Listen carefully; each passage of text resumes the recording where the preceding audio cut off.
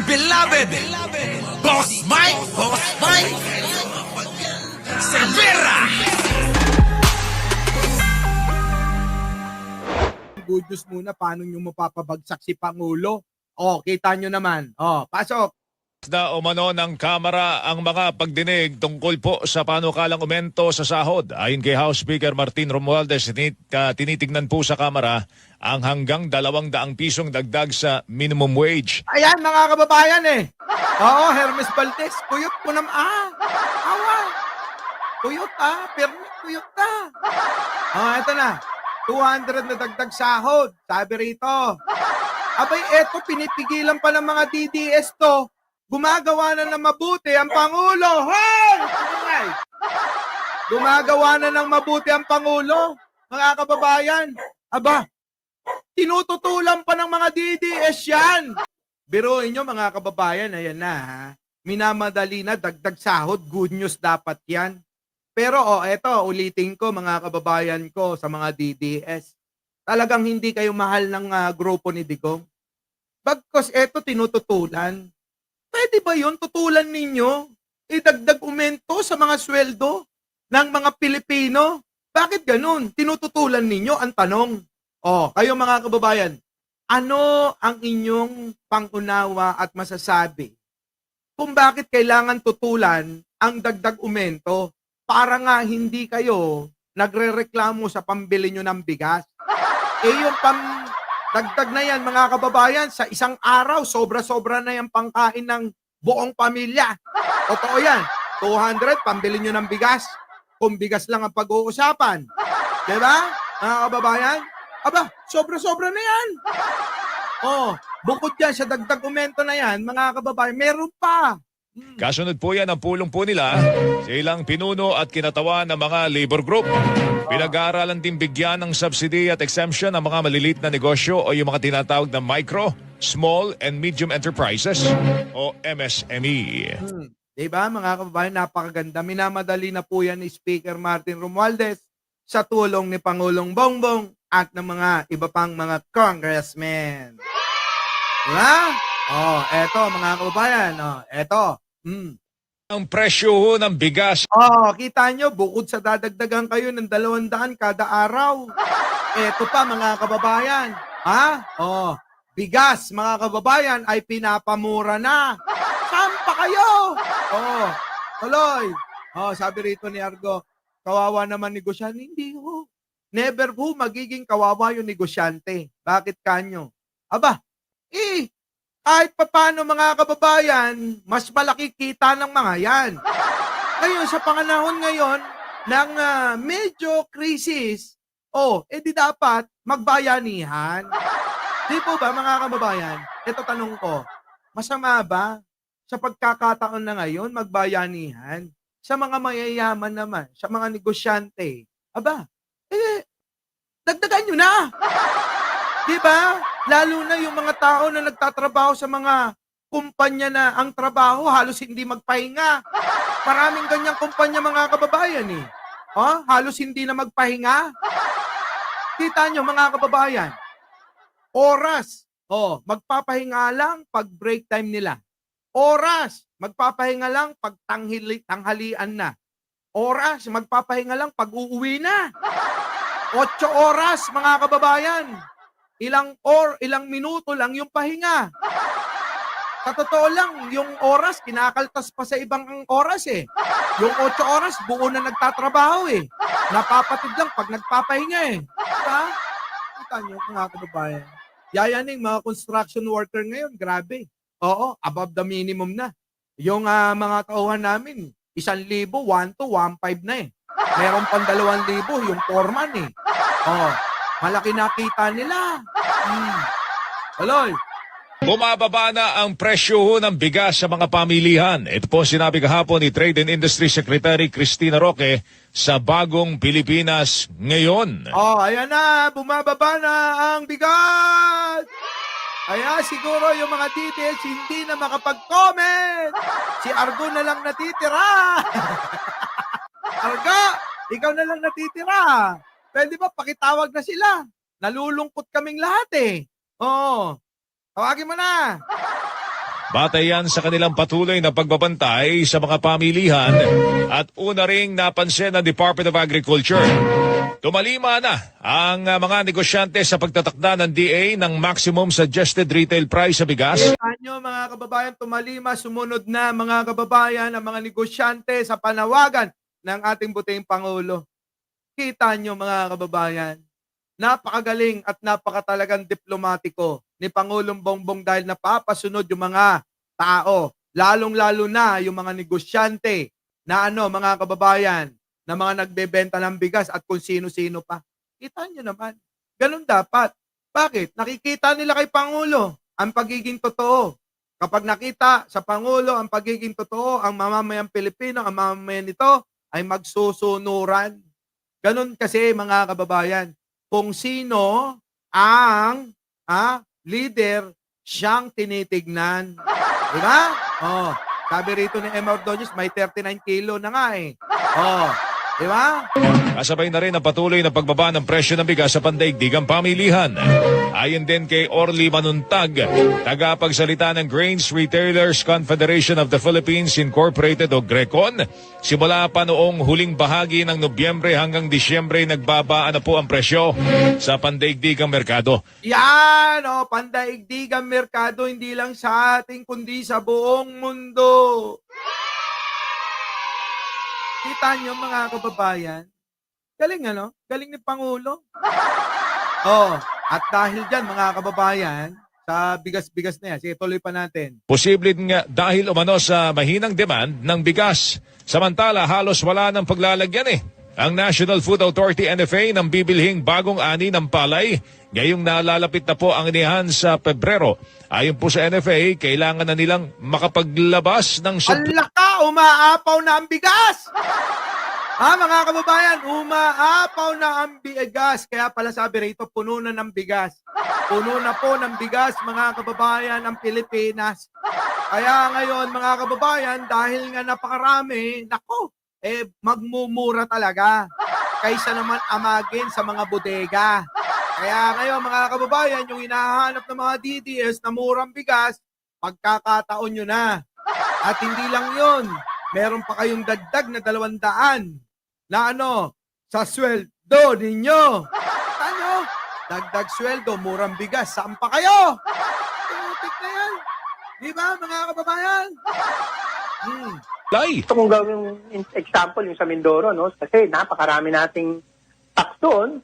And ang reklamo nga ng mga magsasaka natin doon, sir, paano nyo ilabas ang stocks ninyo? Mag-aanihan na, wala po kami paglagyan ng bodega. So, isa po yan sa mga plastic. Nako, grabe, dami palang bigas mga kababayan sa mga proyekto ni Pangulong Bongbong na namigay ng mga lupa, sinipag ang mga magsasaka. Kakagawa ng proyekto ni Pangulong Bongbong. Ang dami naman kasing binigyan ni Pangulong Bongbong ng sariling lupa na magsasaka. Winave pa yung mga utang. Kita nyo, ito yung resulta ng naisip na paraan ni Pangulo. Ang naisip na paraan ni Pangulo para hindi tayo magkulang sa bigas, bigyan ng lupa ang magsasaka, sariling lupa. At kung may utang, wave nyo na. Ang gobyerno na magbabayad kung meron man. Kita nyo mga kababayan, eto resulta. Nasan kayo ngayon? Tanong ko, nagawa ba ni Digong? Nagawa ba ni Digong na isipin na pwede palang gawin yon? Hindi niya naisip yon. Bakit? Ang iniisip lang nun kung paano makakupit yon. At madala sa bodega ni Kibuloy yun. Di ba, mga kababayan? Grabe, no? Di ba? Grabe.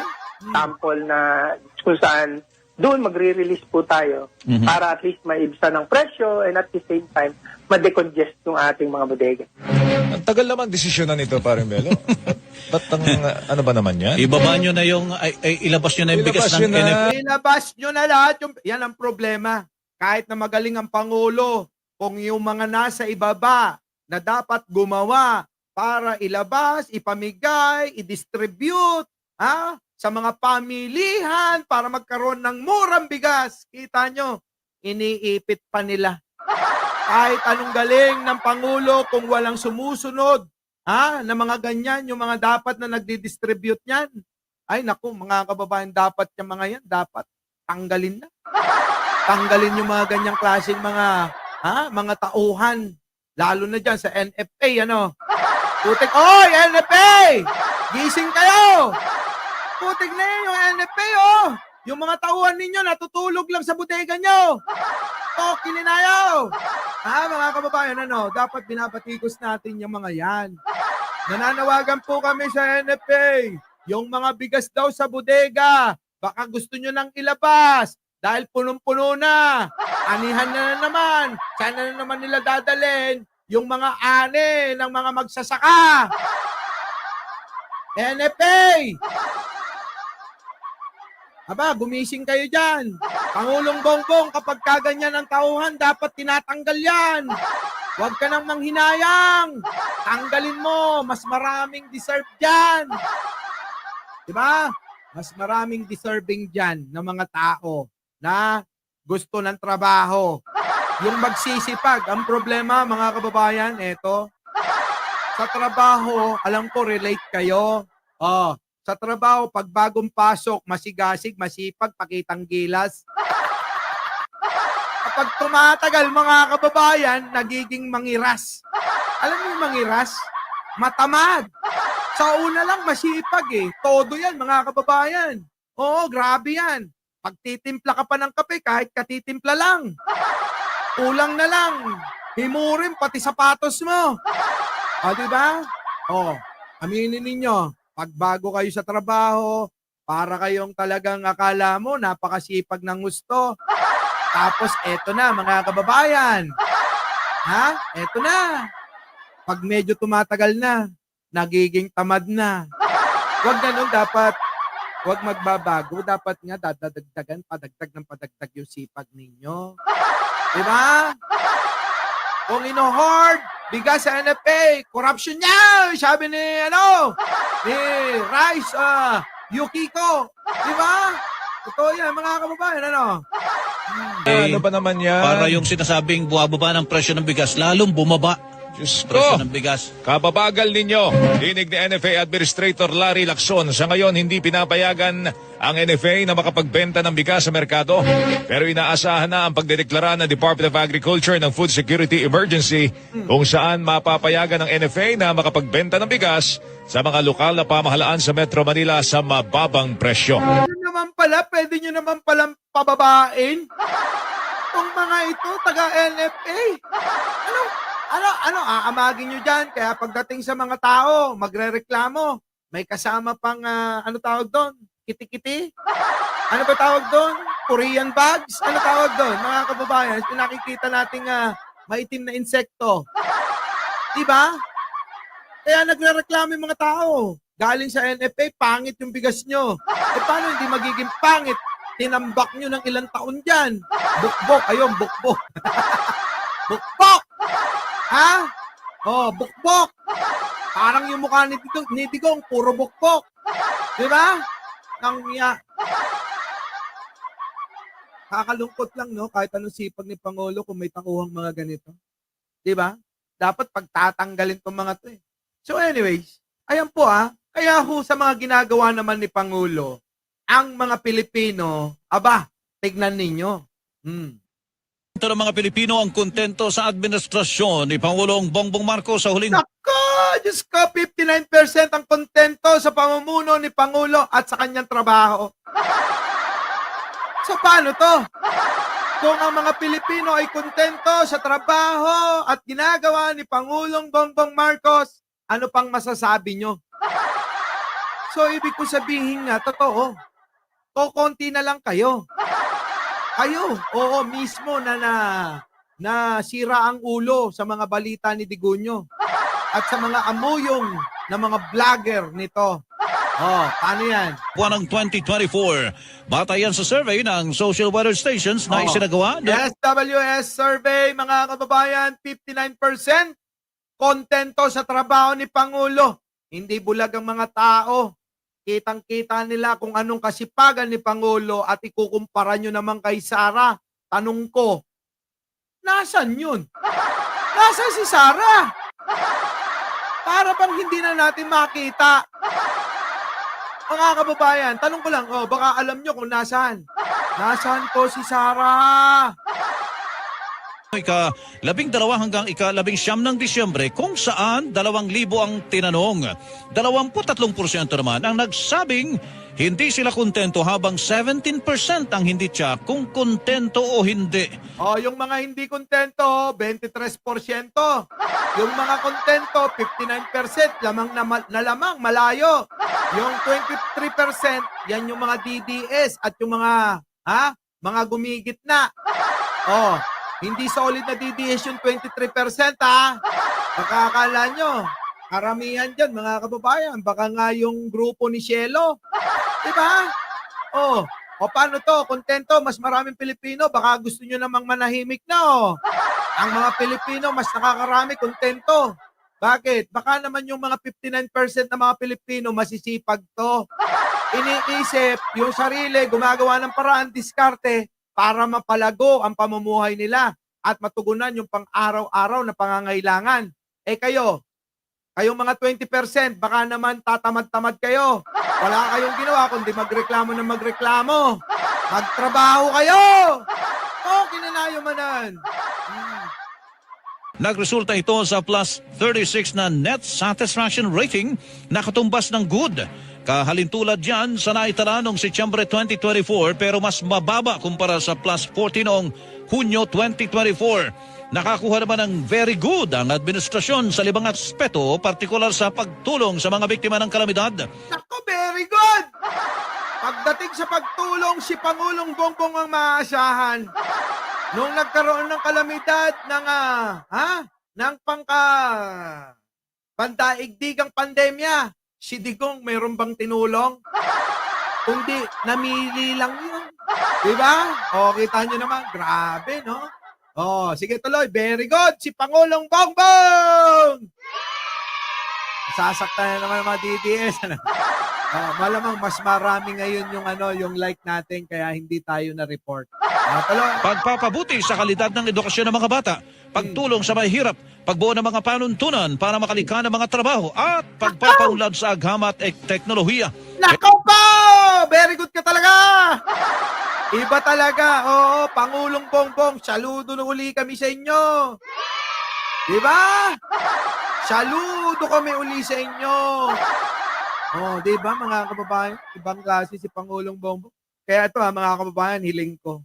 Kung sino man ang presidente o magiging manok ni Pangulong Bongbong sa susunod na eleksyon, doon tayo.